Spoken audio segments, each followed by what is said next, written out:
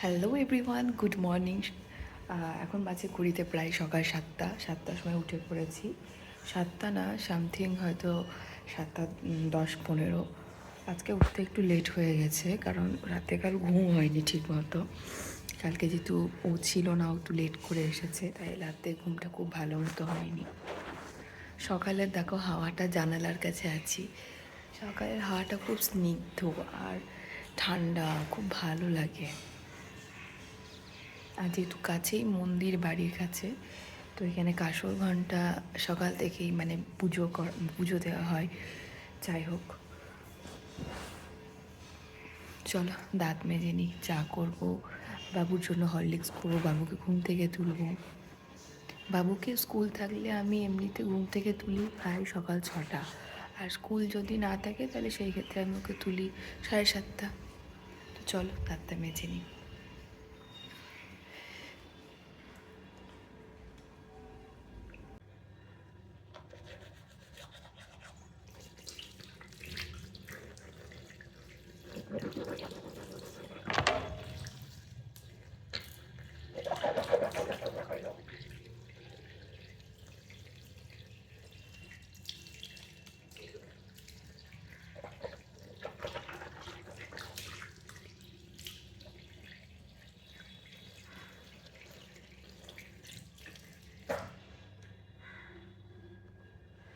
আগে সকালবেলাতে উঠে না এটা দিয়ে মুখ ধুতাম, ঠিক আছে? এখন আর সেরকম কিছুই ব্যবহার করি না। এই দেখো না মুখের কী অবস্থা, সারা মুখে পিম্পলস, ওই জন্য এখন আর কিছুই ব্যবহার করি না।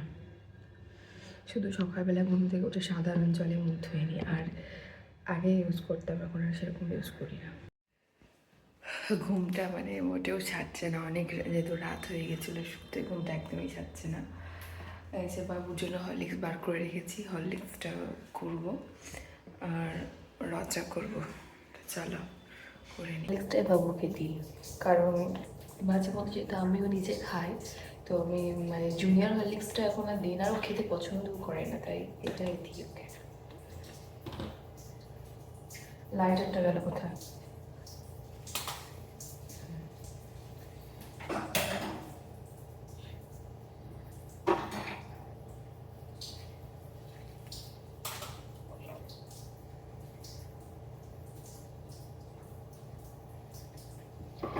সেদিন কি হয়েছিল, সেদিন গাড়িতে করে গিয়েছিলাম কলকাতায়, তো তখন বাবু যে কাপটা তখন সেখানেই রেখে চলে এসেছি গাড়িতে, মানে ভুল করে ভেতরে সিটে বসেছিলাম, সিটের সামনে রেখেছিলাম। আর মানে আসার আসার সময়, বেরিয়ে আসার সময় মনেই নেই যে বাবুর কাপ রয়েছে, তো কাপ শুদ্ধ রেখে দিয়ে চলে এসেছি। তখন বাবুকে এই কাপে, মানে এটাতে বেসিক্যালি আমি খাই, এই কাপে এখন ওকে দেবো।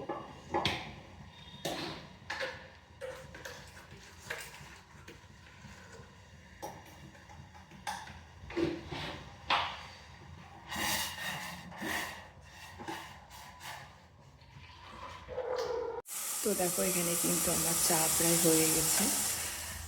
সকালবেলা একটু দুধ চাই করলাম। দুধ চা বলতে গেলে আমি আমুল দুধের করেছি, গরুর দুধের খুব একটা খাই না, যেহেতু গরুর দুধ আমার ভীষণই অম্বল হয়, অ্যাসিডিটি হয়, তো ওই আমুল দুধেরই করেছি। এই এক হাতে ফোন ধরা আর এক হাতে চা করা, এটা কিন্তু আমার বলতে পারো অনেক দিনের অভিজ্ঞতা। এর আগেও কিন্তু আমি ফেসবুকে ভিডিও করেছি, যাই হোক সেরকমভাবে কখনোই সেখানে সাকসেস হতে পারিনি। তো চলো, এই যে আমার চা রেডি, এবার নিয়ে নেবো বিস্কিট।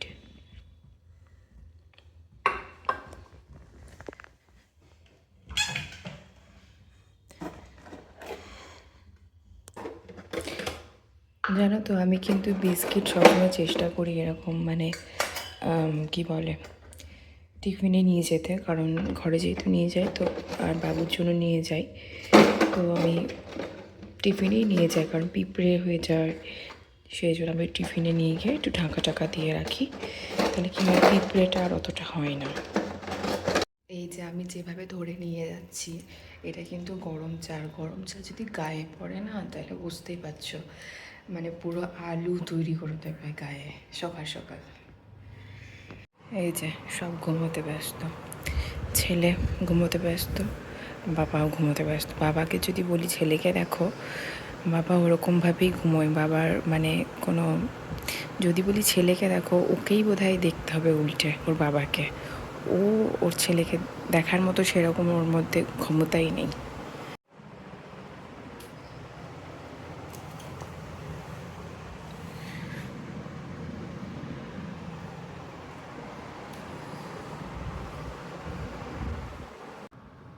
চাটা খুবই ঠান্ডা জল হয়ে গেল খেতে খেতে।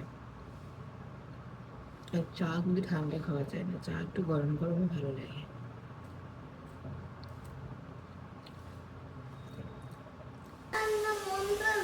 আজকে কি বার তোমার মনে নেই কি বার? আজকে শনিবার, তুমি রাত মেজে নাও। স্যাটারডে।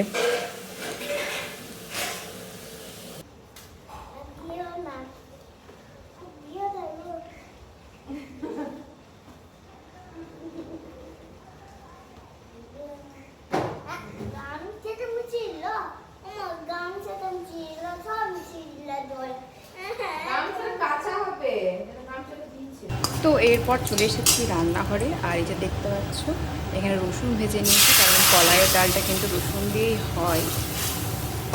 আর সবাই খেতে ভালোবাসে কলাইয়ের ডালটা রসুন দিয়ে, তাই রসুন দিয়েই করেছি আজকে কলাইয়ের ডালটা। আর রান্না করতে আজকে সেরকম কিছুই করতে পারিনি, কারণ আমার শাশুড়ি মাই করেছে। সকাল থেকে ছেলেকে নিয়ে ব্যস্ত, ওকে পড়াশুনো করানো, সমস্ত কিছুই কাজকর্ম থাকে ধরো। তো কিছুটা রান্না আমাকে এগিয়ে দিয়েছে আমার শাশুড়ি মা করে।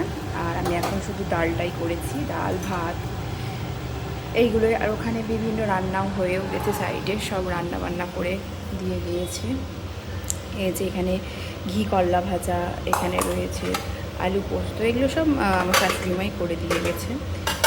আমি শুধু এখানে একটু মুগ মুসুরির ডাল করেছি, আর এই যে কলাইয়ের ডাল যেটা আমি ছুঁকে দিয়েছি ওখানে। ব্যাস আজকে রান্না এতটুকুই। আর রান্না বান্না হয়ে গেলে না মানে খুব শান্তি লাগে। কোথা থেকে এত কাঁঠালের গন্ধ আসছে গো?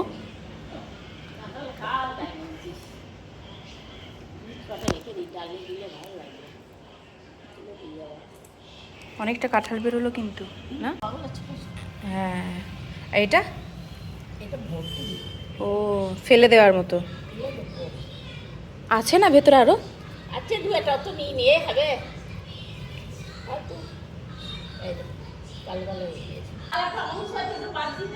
কাঁঠাল নাও, কাঁঠাল খাওয়া না একটা না। সরে যাও, শুনে দাও, গন্ধ তো নিতে পারি।